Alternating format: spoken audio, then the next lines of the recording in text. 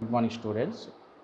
Today we are going to discuss the EMF equation of your single phase transformer. My name is P. Mahmood Khan, working as an assistant professor in VVT College. And the learning objective to understand how EMF induced in the single phase transformer and its derivation. And the next one to learn about different types of losses in a single phase transformer. EMF equation of a transformer. When a sinusoidal voltage is applied to the primary winding of a transformer, an alternating flux phi m set up in the iron core of the transformer. This sinusoidal flux links with both the primary and the secondary winding. The function of the flux is a sine function. The rate of change of a flux with respect to the time is derived mathematically here. Let phi m is the maximum value of the flux in Weber. F is nothing but the supply frequency in hertz. N1 is nothing but number of turns in the primary winding. N2 is the number of turns in the secondary winding. Phi is nothing but the flux per turn in Weber. Okay, as shown in the figure, the flux changes from phi m to minus phi m in half a cycle of 1 by 2f of seconds. This is nothing but here this is the flux, and here this is nothing but plus Vm, and therefore this is nothing but your minus Vm. Therefore, what is the time period from here to here? This is nothing but 1 by 2f. By Faraday's law, let E will be the induced EMF in the primary winding. We already know what is a Faraday's law, where psi is equals to n1 into phi. Therefore, substitute this value is a psi equals to n into phi in the above equation. We will get E1 equals to minus n into d phi by dt. Since phi is due to AC supply, phi is equals to phi m sin omega t. Substitute this value in the above equation. We will get E1 equals to minus n into d phi m sin omega t by dt. Differentiation of sine is nothing but what happens, we will getting a cos, and here this is sin omega t, that is nothing but we will get omega also. Omega is nothing but, therefore E1 equals to minus n omega phi m into cos of omega t minus cos omega t. Here we will take flux is nothing but in terms of your flux, we will take in terms of your sin omega t, and here we will get even in terms of a cos. We are converting this cos in terms of a sin. Therefore, E1 equals to minus n1 into omega into phi m into sin of omega t minus pi by 2. We are converting even in terms of also sin for simplification purpose for drawing the phasor diagrams. So the induced EMF flux lags EMF lags flux by 90 degrees. Why? Because here phi you are having only sin omega t, and but E1, that is nothing but EM, you are having minus omega t minus 90 degrees we are going to be getting. That means lags 90 degrees. Therefore, maximum value of EMF is nothing but what happens, this sin omega t becomes a sin of maximum. That means the sin is maximum for 1. That is nothing but we are getting n1 omega phi m. But omega equals to 2 pi f. We all know that angular frequency omega equals to 2 pi f. Substitute this value in the above equation. We will get E1 max equals to 2 pi f into n1 into phi m. RMS value. We already, I think in your first unit you studied about RMS, root mean square. RMS value is nothing but your maximum value by root 2.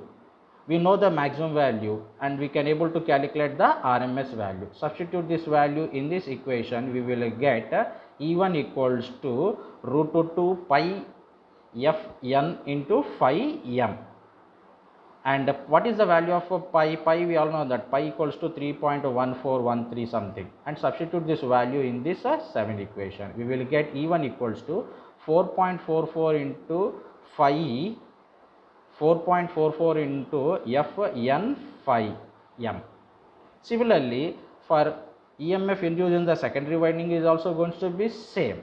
That means E2 equals to 4.445 N2. Why? Because here we are getting the number of primary winding is N1, therefore we are getting E1, and here we are having N2, that's why we are getting E2. Now put the equation 8 and 9, we get E2 by E1. If you divide equation 9 with equation 8, we will get simply N2 by N1. This value is nothing but the K, where K is a constant. This constant is called as a voltage transformation ratio or transformation ratio. If N2 greater than N1, if you are having N2 greater than N1, what happens? K greater than 1, then the transformer is called as a step up transformer. If N2 less than N1, that is nothing but what happens? This is less than, what happens? This is called as a step down transformer. Depending upon the K value, we can able to tell this is a step up transformer or step down transformer. Next topic we are going to be the types of losses in a transformer. There are two types of losses in a transformer, such as iron losses and copper losses. We are having two types of losses in a transformer. We are having the iron losses, another one is nothing but the copper losses. The hysteresis losses and these iron losses are further divided into two types. One is hysteresis losses and another one is the eddy current losses. Hysteresis losses occurs because of the variation of the magnetization in the core of the transformer, and copper losses occurs because of the transformer winding resistance. Transformer will have resistance, that means it is having some copper losses also going to be existing. Okay, what is an iron loss? Eddy current loss and hysteresis loss depends upon the magnetic property of the material used for the construction of the core. If you take a core, it will have some losses. That losses is nothing but your iron losses. For every material, if you use a silicon steel, okay, it will have some iron losses. Hence these losses are known as a core losses or iron losses. First one, in this iron losses, first we discuss about the hysteresis losses. Hysteresis loss is due to the reversal of the magnetization in the transformer core. This loss depends upon the volume and the grade of the iron, frequency of the magnetic reversal, and value of the flux density. Power dissipated in the form of a heat known as a hysteresis loss, and this is given by the equation pH equals to KH beta B max power 1.6 into F into V, where KH is nothing but a proportionality constant, which values depends upon the volume and the quality of the material of the core used in the transformer. F is the supply frequency, B max is the flux maximum or peak value of the flux density. Iron losses or core losses can be minimized by using silicon steel material for the construction of the core of the transformer. If you want to understand this hysteresis losses, consider initially the core will have normally these dipoles are going to be aligned in random zigzag manner or random direction. When no field is applied to the core, in that case the molecules are dipoles, what happens? They are going to be randomly arranged in the substance. When an MMF force, magnetomotive force applied to the material, then the atomic magnetic momentum arranged themselves parallel to each other in the axis of the magnetic force. Therefore, if you apply some force, automatically what happens? The dipoles or these molecules are going to be aligned. When force removes, then atomic magnetic movement again arranges themselves randomly, but few of them still aligns parallel to each other. Because of this atomic magnetic movement, the substance becomes slightly magnetized. This type of magnetism is known as a spontaneous magnetism.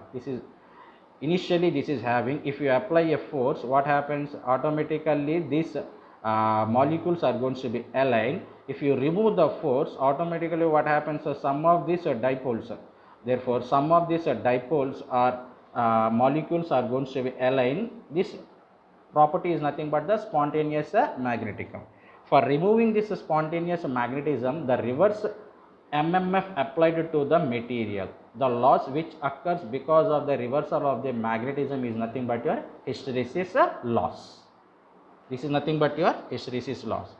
To bring back the core to the initial position from this thing to this thing, therefore some power is going to be drawn. This one is nothing but your hysteresis loss. Next one is nothing but a eddy current loss. What is an eddy current loss? In transformers, AC supply is supplied to the primary winding which sets up alternating magnetic flux. When this flux links the secondary winding, it produces the induced EMF in it. From the working principle of a transformer, we know that thing. But some part of this flux also linked with each other conducting parts like a steel core or iron body or of a transformer, which results and induces EMF in these parts, causing some small circulating current in them. This current is called as an eddy currents. Okay. The eddy current loss is minimized by making the core with thin laminations. Thin laminations is nothing but we take a core and we are going to be slices. Slices is nothing but what happens if you take a core and you have to apply the slices. Then afterwards you have to apply the laminations. Okay, then we are going to be placing. The equation of the eddy current loss is given PE equals to KE into B max power square T square F square into V square, where KE is a coefficient of eddy current, B max is maximum flux density, T is a thickness of laminations, F is a frequency of reversal of magnetic field, V is volume of the magnetic material in meter cube. Next, coming to the copper losses or ohmic losses. These losses occur due to the ohmic resistance of the transformer winding. Each winding will have some resistance. Primary winding will have some resistance. Secondary winding is also having some resistance.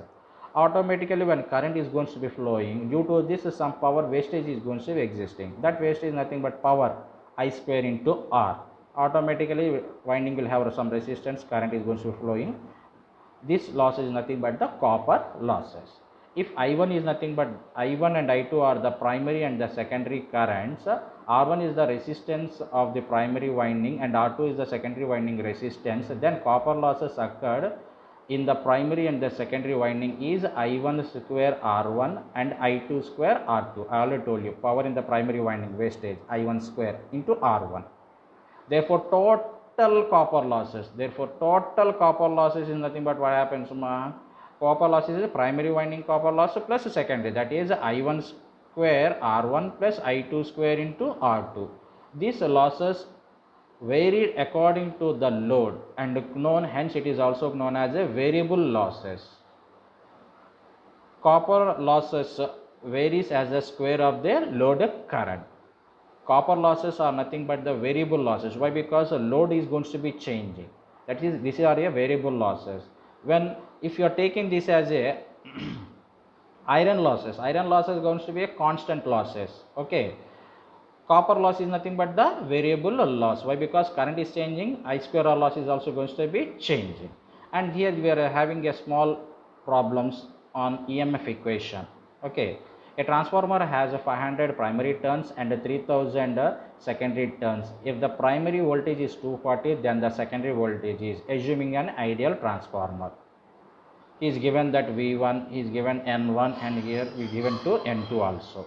We all know that V1 by V2 or E2 by E1 equals to N2 by N1 or V1 by V2 equals to, substitute this formula, we are getting directly V2 equals to 1440 volts or 1.1 kV. Such a simple formula. And coming to another problem, and single phase transformer 50Hz transformer has 80 turns on the primary winding and N2, that is given that the secondary turns 400 turns. The net cross section area is given, the area cross section area of the core is 200 centimeter square. If the primary winding is connected to a 240 volts 50 Hz supply, determine the EMF induced in the secondary winding, the maximum value of the flux density in the core. is given all the given. First write the given data. He is given that n1 equals to 80, f equals to 50 heads, n2 equals to 400, area a equals to, that is nothing but to 200 centimeter square. We have to convert into meter square. In most of problems we have to convert everything into meters square. That means convert the centimeter into meter, that is nothing but 10 power minus 2 whole square, that is 10 power minus 4 whole square. Here we know the value of E1. We know that what is the transformation ratio, k equals to n2 by n1. n2 number of secondary turns 400 by 880, that means we are k value equals to 5. From this transformation equation, k equals to E2 by E1, from this thing we are getting the value. Okay, k equals, we know the value of k equals to 5, we know the value of E1. From this thing we can be able to measure the E2 equals to 1200 volts. Now from the EMF equation of a transformer, what is E1? 4.44 5 FMN1. We know the values. In the problem, second one is asking the maximum flux density in the core. He is asking the flux density. Okay, flux density is nothing but flux per unit area. Okay, we know the value. From this thing, we E equals to E1 equals to 4.44, that means substitute, we get in the flux. From this flux, if flux density equals to flux per unit area, we can able to measure the flux density. Simple problem only. Now coming to the another problem which are going to be repeatedly asked in your exams. If 100 kVA, that means is given the power of the transformer 100 kVA, 4000 volts by 200 volts, that is a primary voltage V1 equals to 4000 and V2 equals to 200. 50 hertz single phase transformer has 100 secondary turns, that is given that N2 equals to 100. Determine the primary and the secondary current. He is asking I1 and I2 and N number of turns on the primary winding, that is N1, and maximum value of the flux phi m. What is the value of phi m? Okay, write the given data. V1 equals to 4000, V2 equals to 200, F equals to 50 and N2 equals to 100. From the transformer ratio, if you neglect the losses, in a transformer compulsory we are having the losses. If you neglect the losses, input power equals to your output power, that means V1 I1 equals to V2 I2. From this thing, power is nothing but in the transformer he is given that 100 kVA. Substitute this value. We know the value of power, we know the value of voltage. From this thing we can able to calculate the I1. Similarly the secondary current also. Why? Because here losses we are taking as an ideal transformer. Ideal transformer we are not having any losses. Any loss is nothing but I2 equals to P by V. From this thing we can able to measure the I2. From this I1 completed and I2 is completed. Next is asking the number of primary turns. We know from the transformation ratio V1 by V2 equals to N1 by N2, or V2 by V1 equals to N2 by F1. From this thing we know the value of V2, we know the value of V1, we know the value of N2. From this thing we can able to calculate the N1. And what is asking? He is asking the third one is nothing but the maximum flux density. We know that E2 equals to, substitute E2 or E1. E2 equals to what happens? E2 equals to 4.44 into 5 N2. We know all the values except flux. So from this thing we are going to be measuring the flux. From alternatively we can have also measure from the E1 also. The same values you are going to be getting. This is the feedback form you have to write in your WhatsApp group. Thank you.